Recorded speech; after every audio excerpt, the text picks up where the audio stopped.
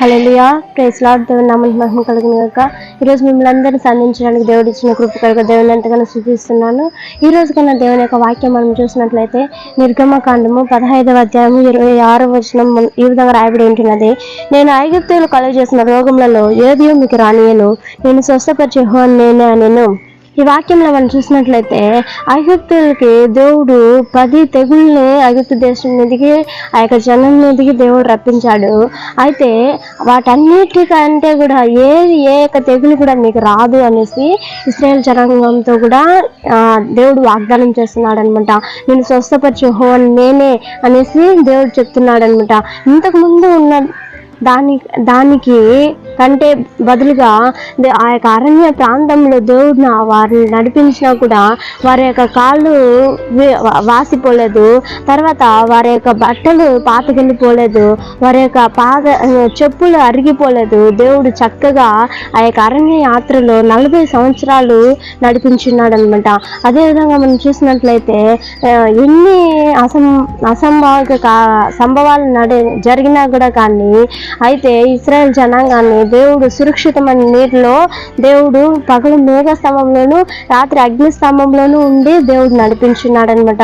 అదేవిధంగా దేవుడు మన లోకంలో జీవించిన దినాల్లో చూసినట్లయితే తన యొక్క వస్త్రపు చెంగును ముట్టినా కూడా చాలు అనేసి చాలా మంది వెయిట్ చేస్తున్నారు అనమాట.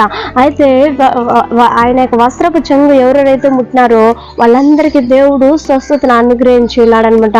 ఒక 12 సంవత్సరాల నుండి రక్తస్రావం గల స్త్రీ ఏం చేసిందంటే తన యొక్క వస్త్రపు చెంగు ముట్టడానికి వచ్చిందనమాట. వచ్చినప్పుడు ఊరికి టచ్ చేసిందంటే ఆయనలో ఉన్న ప్రభావం వెళ్ళిపోయింది.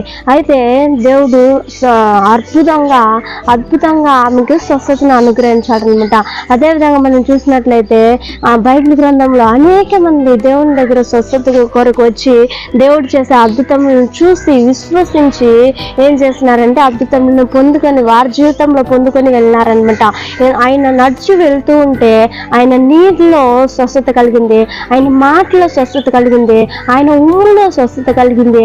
ఆయన తన యొక్క ఉమ్ముతో బురద చేసి కన్నుల మీద పెట్టగానే ఎంతో మంది చూపు లేని వారు చూపు పొందారు. ఇంకా చాలా మంది నడవలేని వాళ్ళు నడిచారు.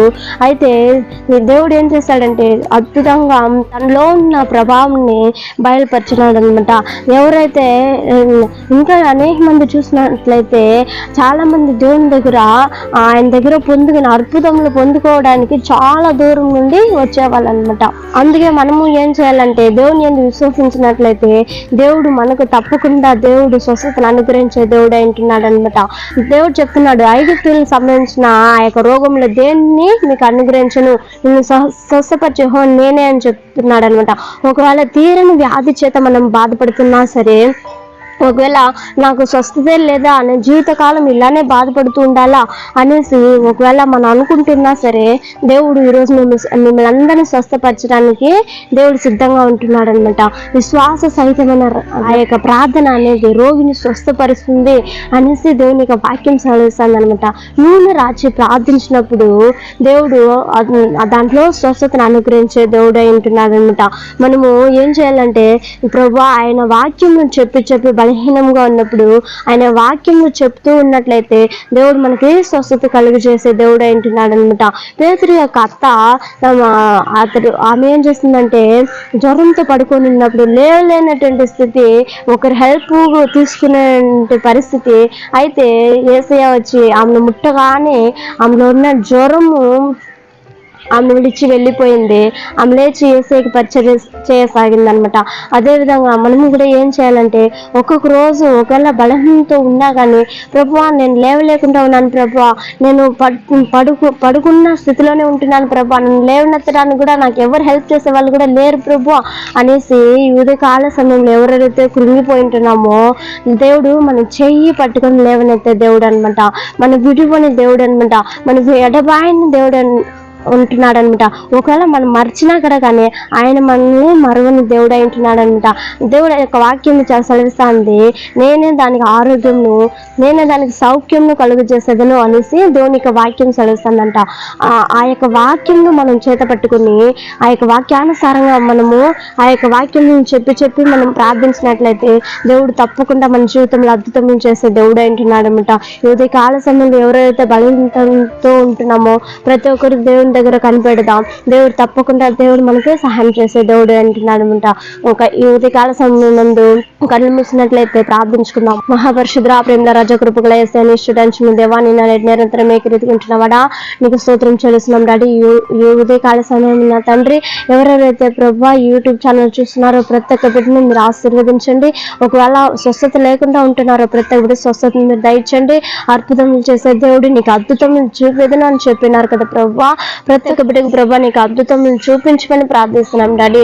ఒకవేళ బలహీనతతో ఉంటున్నారో అయితే యేసయ్య ప్రతి ఒక్క బిడ్డ నీ యొక్క నేను ఎప్పుడైతే బలహీనో అప్పుడే బలవంతుడున్నా అని చెప్పిన పౌలు లాగా నా తండ్రి ఒక్కొక్క బిడ్డని స్వస్థపరచండి ప్రభా. నేను స్వస్థపరచు అని నేనేం చెప్పి వింటున్నారు కదా ప్రభా. ఒక్కొక్క బిడ్డను ప్రభా యేసయ్య నీ గాయపడిన హస్తాలతో ముట్టమని ప్రార్థిస్తున్నాం. నీ గాయపడిన హస్తాలతో నీ శిలువలో చిందించబడిన ఆ యొక్క రక్తాన్ని ఒక్కొక్క బిడ్డ మీద యేసయ్య ప్రోక్షించమని ప్రార్థిస్తున్నాం డాడీ. ఒక్కొక్క బిడ్డ మీద యేసయ్య చల్లించమని ప్రార్థిస్తున్నాం. నీ రక్తపు కోటలో ఒక్కొక్క బిడ్డ మీరు మరుగుపరచమని ప్రార్థిస్తున్నాం డాడీ. నీవే అద్భుతం చేసే దేవుడు అయింటున్నాం. మిమ్మల్ని విశ్వసిస్తున్నామయ్యా. ప్రతి ఒక్క బిడ్డ నీకే ప్రభు స్వస్థతను మీరు కలిగజేసే దేవుడు అయింటున్నందుకే స్తోత్రం. ఇది కాల సమయం ఒక్కొక్క బిడ్డని స్వస్థపరిచి సాక్షికరమైన బిడ్డలకు ఒక్కొక్క బిడ్డని నిలపగరగా నమ్ముచు సుతిగా నా మహిమనికే తెలిసిన శ్రేణేశ్వరం అడుగుని పొందుకుని ఉంటున్నాం తండ్రి. ఆమేన్. ప్రభు మిమ్మల్ని అందరిని ఆశ్రయించి దీవించును గాక. God bless you.